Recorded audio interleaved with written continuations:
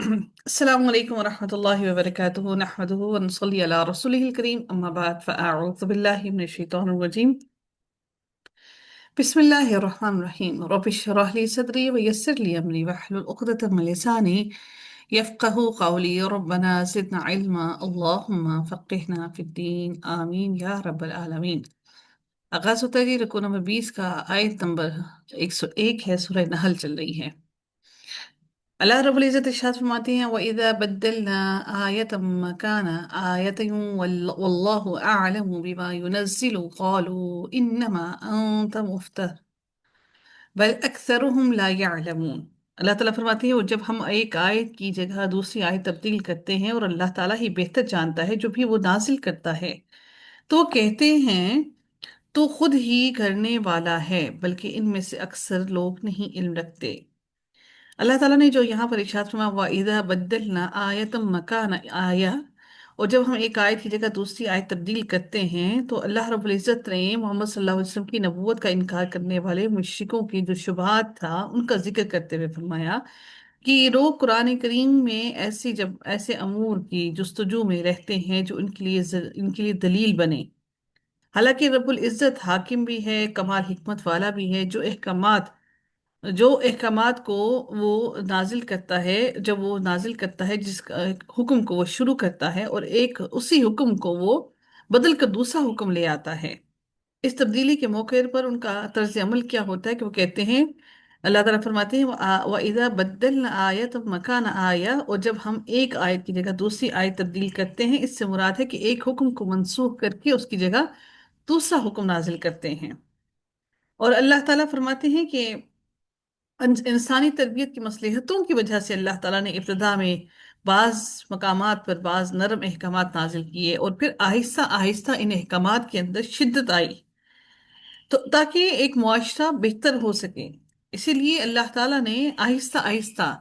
احکامات کو نازل کیا یکدم ہی سختی نہیں کی اسی لیے ہم لوگ کیا کرتے ہیں جب بھی کسی کو دین کی طرف لے کر آتے ہیں تو سب سے پہلے ہی کہتے ہیں جی چلو جو اٹھتے ساتھ ہی اٹھتے ہیں تمام کی تمام برقعے لپیٹ لیں اٹھتے ساتھ ہی ساروں کو ہم کہیں گے فٹافٹ اٹھ کے قرآن پڑھنا شروع کر دیں سارے کے سارے لیکن اس کے لیے پہلے تربیت کا کرنا لازم ہے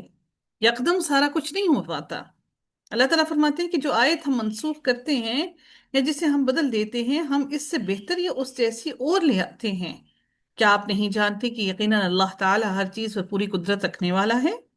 واللہ اعلم بما ینزل اور اللہ تعالیٰ ہی بہتر جانتا ہے جو بھی وہ نازل کرتا ہے اللہ تعالیٰ اپنی حکمت اور رحمت کی بنا پر کسی حکم کو بدل کر اگر اس کی جگہ کوئی دوسرا حکم لے آتا ہے تو وہ بہتر جانتا ہے کہ اس کو کون سا حکم لانا ہے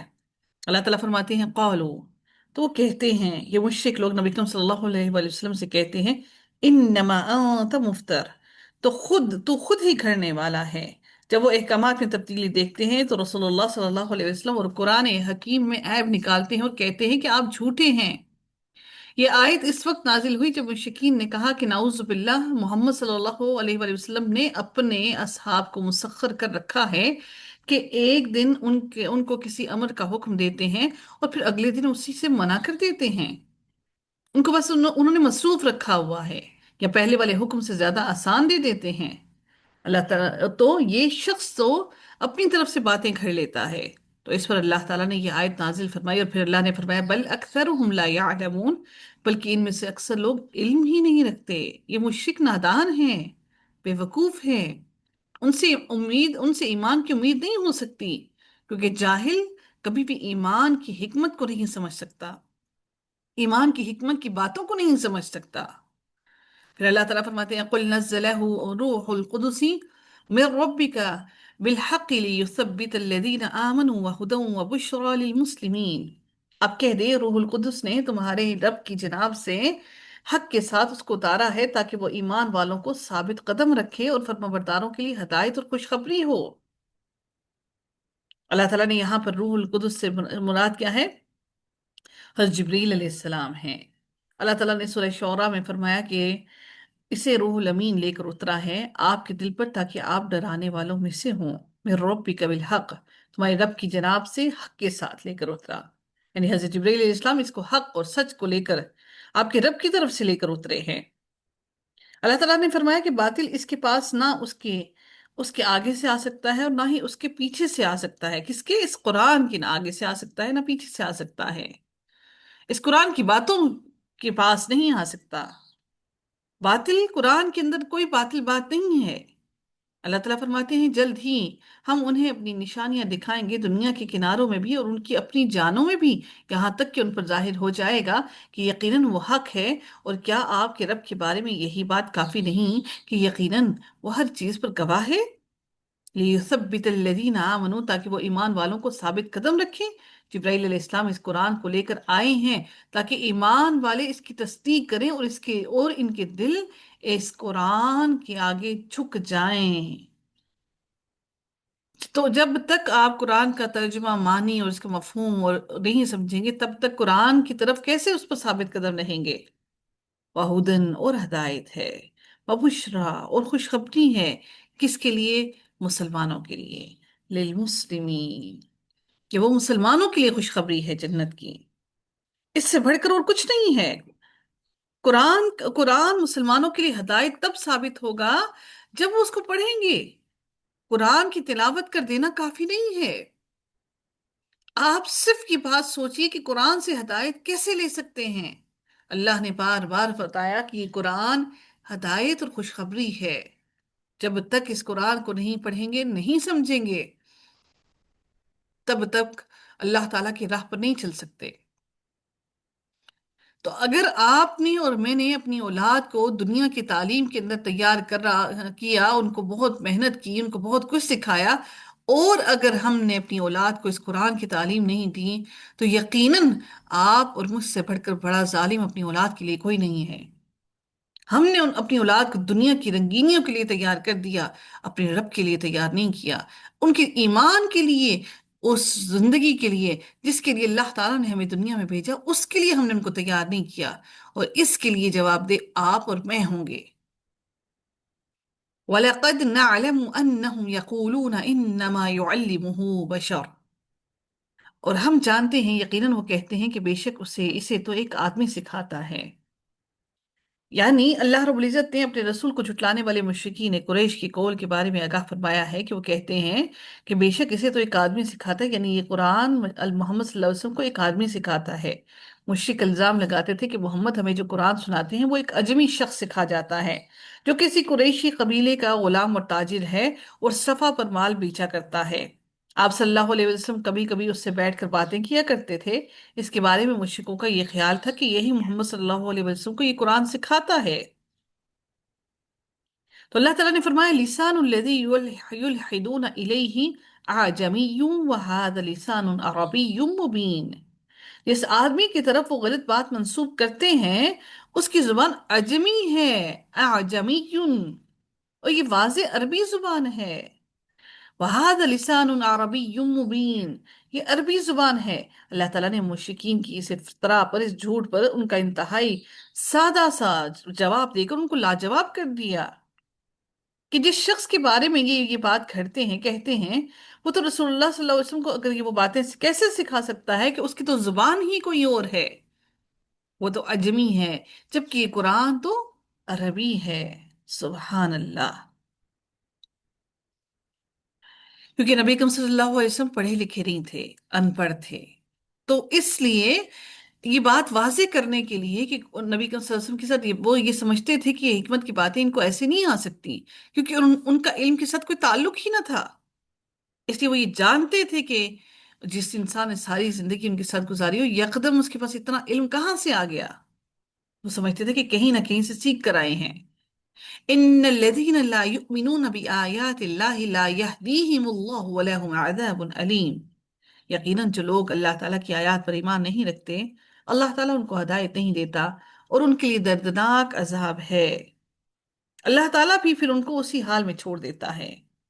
और फिर अल्लाह ताला की पकड़ के मुस्तहिक हैं ये लोग। इन्नमा यफ्तरिल कज़िब अल्लज़ीना ला युमिनून बिआयातिल्लाहि व उलाइका हुमुल काज़िबून। झूठ तो वही करते हैं जो अल्लाह ताला की आयत पर ईमान नहीं रखते, और वही लोग झूठे हैं। कुफार मक्का की झूठ करने का सबब अल्लाह ताला की आयत पर ईमान ना लाना था। बड़ी हकीकत को मान लेने के बाद इंसान का जहन हक की तरफ मुड़ जाता है। لیکن حق کو چھوڑ دینے دینے کے بعد اپنے آپ کو سچا ثابت کرنے کے لیے جھوٹ کرنے کے سوا کچھ باقی نہیں رہ جاتا۔ وَأُولَئِكَ هُمُ الْكَاذِبُونَ، اور وہی لوگ جھوٹے ہیں جو اللہ کے رسول پر جھوٹ کرتے ہیں، در حقیقت وہی جھوٹے ہیں۔ ابو سفیان نے شاہ روم سے کہا تھا کہ ہم نے بعثت سے پہلے کبھی آپ صلی اللہ علیہ وسلم کو جھوٹا نہیں پایا۔ اس پر ہرقل نے جواب دیا کہ جس نے لوگوں پر جھوٹ نہیں بولا وہ اللہ تعالیٰ پر کیسے جھوٹ باندھ سکتا ہے؟ من كفر بالله من بعد إيمانه إلا من أكره وقلبه مطمئن بالإيمان ولكن من شرح بالكفر صدرا فعليهم غضب من الله ولهم عذاب عظيم۔ جس نے اپنے ایمان کے بعد اللہ تعالیٰ سے کفر کیا، ما سوا اس کے کہ جسے مجبور کیا گیا، الا من اکرہا جس کو مجبور کیا گیا، وقلبہ مطمئن، اور مگر اس کا دل ایمان پر مطمئن ہے، بالایمان، ایمان پر مطمئن ہے اس کا دل۔ تو اللہ تعالیٰ فرماتے ہیں وَلَكِن مَنْ شَرَحَ بِالْكُفْرِ صَدْرًا، اللہ تعالیٰ فرماتے ہیں ماں سوا اس کے جس کو مجبور کیا گیا لیکن اس کا دل ایمان پر ہی ثابت قدم ہے۔ مشرک عمار بن یاسر کو پکڑ کر لے گئے، انہیں ایذائیں اور تکلیفیں دی انہوں نے، حتیٰ کہ انہوں نے کلمہ کفر کے ان سے کہلوا کر دم لیا انہوں نے۔ تو انہوں نے نبی کریم صلی اللہ علیہ وسلم سے شکایت کی کہ تو آپ صلی اللہ علیہ وسلم نے فرمایا تم اپنے دل کو کس حال میں پاتے ہو؟ تو انہوں نے جواب دیا ایمان پر مطمئن پاتا ہوں۔ تو نبی اکرم صلی اللہ علیہ وسلم نے فرمایا اگر وہ دوبارہ یہ معاملہ کریں تو تم دوبارہ بھی وہی کرنا، کہ تمہارا دل اگر ایمان پر پختہ ہے تو تمہاری زبان سے یہ بات کہہ دینا، یہ کلمہ کہہ دینا کوئی فرق نہیں پڑتا۔ وَلَكِن مَّن شَرَحَ بِالْكُفْرِ صَدْرًا، لیکن جس نے اپنے سینے کو کفر کے لیے کھول دیا، یعنی جس نے دل کی رغبت اور سینے کو اور دل کے اطمینان کے ساتھ کفر اختیار کر لیا، تو ان پر اللہ تعالیٰ کا غضب ہے۔ مرتدوں پر اللہ تعالیٰ کا غضب ہوگا کیونکہ انہوں نے ایمان لانے کے بعد اس سے اعراض کیا، اور مرتد کی دنیا کی سزا قتل ہے۔ سیدہ علی رضی اللہ تعالیٰ عنہ نے ایک قوم کو جو عبداللہ بن سبا کی تابع تھی اور سیدنا علی رضی اللہ تعالیٰ عنہ کو اپنا خدا کہتی تھی، دیکھیے ان کو جلا دیا تھا۔ سوچیے یہ کتنی بڑی بات ہے کہ حضرت علی رضی اللہ تعالیٰ عنہ نے اپنی زندگی کے اندر اس قوم کو جلا دیا تھا۔ وہ حضرت علی رضی اللہ تعالیٰ عنہ کو اپنا خدا کہتی تھی یہ قوم۔ جب یہ خبر سیدنا عبداللہ بن عباس کو ملی تو آپ نے کہا اگر میں ہوتا تو کبھی انہیں نہ جلاتا، کیونکہ نبی کریم صلی اللہ علیہ وسلم نے فرمایا ہے کہ اللہ تعالیٰ کے عذاب کی سزا کسی کو نہ دو، یعنی جلانے کا عذاب صرف اللہ تعالیٰ ہی دے گا۔ آپ وہ عذاب کسی کو بھی حکم نہیں ہے کہ کوئی اللہ کا دیا ہوا عذاب کوئی دنیا میں کسی کو دے۔ البتہ میں انہیں قتل ضرور کرتا، کیونکہ نبی کریم صلی اللہ علیہ وسلم نے فرمایا ہے جو شخص اپنا دین تبدیل کر دے اسے قتل کر دو۔ صحیح بخاری کی یہ حدیث ہے۔ سیدنا عبداللہ بن عباس بیان کرتے ہیں کہ رسول اللہ صلی اللہ علیہ وسلم نے فرمایا اللہ تعالیٰ میری امت سے قطع نسیان اور وہ گناہ معاف کر دیے ہیں اللہ تعالیٰ نے جن پر انہیں زبردستی مجبور کیا گیا ہو۔ معاذ یمن میں ابو موسیٰ کے پاس پہنچے، معاذ جو ہیں وہ یمن میں ابو موسیٰ کے پاس پہنچے تو ابو موسیٰ نے ان کے بیٹھنے کے لیے گدا بچھوایا اور کہنے لگے سواری سے اترو اور گدے پر بیٹھو۔ اس وقت ان کے پاس ایک شخص تھا، اس کا نام معلوم نہیں، جس کی مشکیں جو ہے کسی ہوئی تھیں۔ معاذ نے ابو موسیٰ سے پوچھا یہ کون شخص ہے؟ انہوں نے کہا یہ یہودی تھا، پھر مسلمان ہوا اور پھر یہودی بن گیا ہے۔ اور سیدنا ابو موسیٰ نے سیدنا معاذ رضی اللہ تعالیٰ عنہ سے کہا تم سواری سے اتر کر بیٹھو، تو انہوں نے کہا میں نہیں بیٹھتا جب تک اللہ تعالیٰ اور اس کے رسول کے حکم کے موافق یہ قتل نہیں کیا جائے گا۔ 3 بار یہی کہا، آخر ابو موسیٰ نے حکم دیا، وہ قتل کیا گیا۔ پھر سیدنا معاذ رضی اللہ تعالیٰ عنہ پھر بیٹھے وہاں پر اس جگہ پر اس مجلس میں، اتنے سختی کیا کرتے تھے۔ سیدنا عبداللہ رضی اللہ تعالیٰ عنہ نے بیان کیا کہ رسول اللہ صلی اللہ علیہ وسلم نے فرمایا کسی مسلمان کا خون جو کلمہ لا الہ الا اللہ محمد رسول اللہ کا ماننے والا ہو حلال نہیں، البتہ 3 صورتوں میں جائز ہے: جان کے بدلے جان لینے والا، شادی شدہ ہو کر زنا کرنے والا، اور اسلام سے نکل کر مرتد ہونے والا، ان تین لوگوں کو قتل کیا جا سکتا ہے، اور ان لوگوں کے لیے بڑا سخت عذاب ہے۔ جو مرتد ہو جائیں ان کے لیے شدید اور ہمیشگی کا عذاب ہے۔ دنیا میں ان کو قتل کرنے کا حکم ہے، اور پھر قتل کیوں کرنا ہے؟ اس لیے تاکہ وہ کافروں کو مزید، دنیا میں کافر مزید نہ پھیلے، لوگ اس سے متاثر نہ ہوں، ایمان والوں کے ایمان اور کمزور نہ ہوں، اور باقی ایمان والے یہ بات اپنی یہ سمجھ لیں کہ ایمان کوئی مذاق کی چیز نہیں کہ آج کچھ اور کل کچھ اور ہو، کہ ہدایت پر آ جانے کے بعد قتل تو کیا جائے گا، اور قتل کرنے کے بعد اس کو پھر کوئی نجات نہیں ملے گی۔ ذَلِكَ بِأَنَّهُمْ اسْتَحَبُّوا الْحَيَاةَ الدُّنْيَا عَلَى الْآخِرَةِ وَأَنَّ اللَّهَ لَا يَهْدِي الْقَوْمَ الْكَافِرِينَ۔ اس کی وجہ یہ ہے کہ بلا شبہ انہوں نے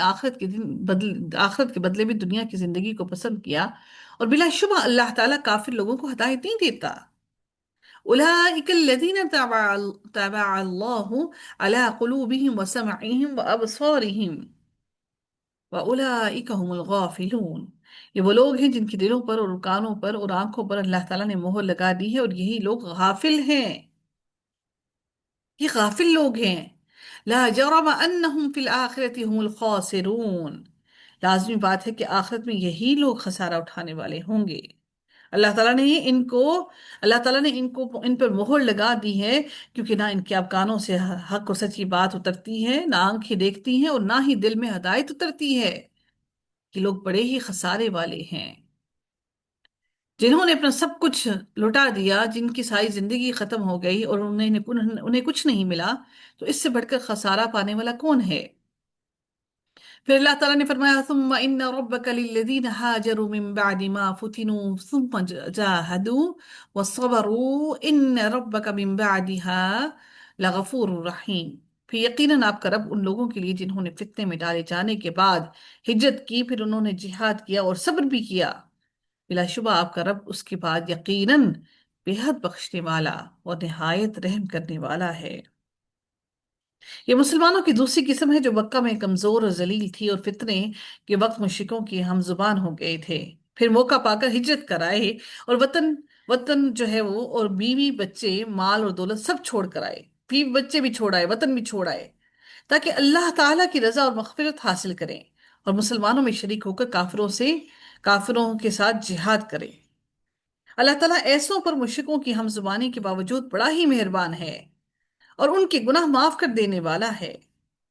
ثم ان ربک للذین ہاجروا، پھر یقیناً آپ کا رب ان لوگوں کے لیے جنہوں نے ہجرت کی، اللہ اپنے ان مخلص بندوں کے لیے جو ہجرت کرنے والے ہیں، اللہ نے ان کے لیے جنہوں نے اپنا گھر بار مال دولت سب کچھ چھوڑ دیا، اللہ تعالیٰ نے ان کے صبر کی وجہ سے، اور جو انہوں نے جہاد کیا، اور جو ہجرت کے دوران مشکلات انہیں پیش آئیں اس پر صبر کیا، اس کی بدولت اللہ تعالیٰ نے ان کے تمام گناہوں کو بخشنے کا وعدہ کر دیا، جن کی وجہ سے اللہ تعالیٰ نے صغیرہ اور کبیرہ دونوں گناہوں کو ان کے بخش دیا، یہ ان کے صبر کی بدولت۔ تو صبر بہت بڑی چیز ہے، چاہے آپ نے اگر ہجرت نہیں بھی کی تو دنیا کے معاملات میں، دنیا کی زندگی میں کسی بھی معاملے میں اگر آپ صبر کرتے ہیں تو یقیناً انشاءاللہ اللہ تعالیٰ کی رضا کے لیے کیے گئے صبر کی وجہ سے اللہ تعالیٰ اس کی بدولت ہمارے گناہوں کو بخش دے گا، اور یقیناً انشاءاللہ اللہ سے اچھی امید ہے کہ اللہ تعالیٰ ہمیں اچھے جگہ پر اچھے لوگوں میں شامل کرے گا، جنت الفردوس میں اعلیٰ مقام عطا فرمائے گا۔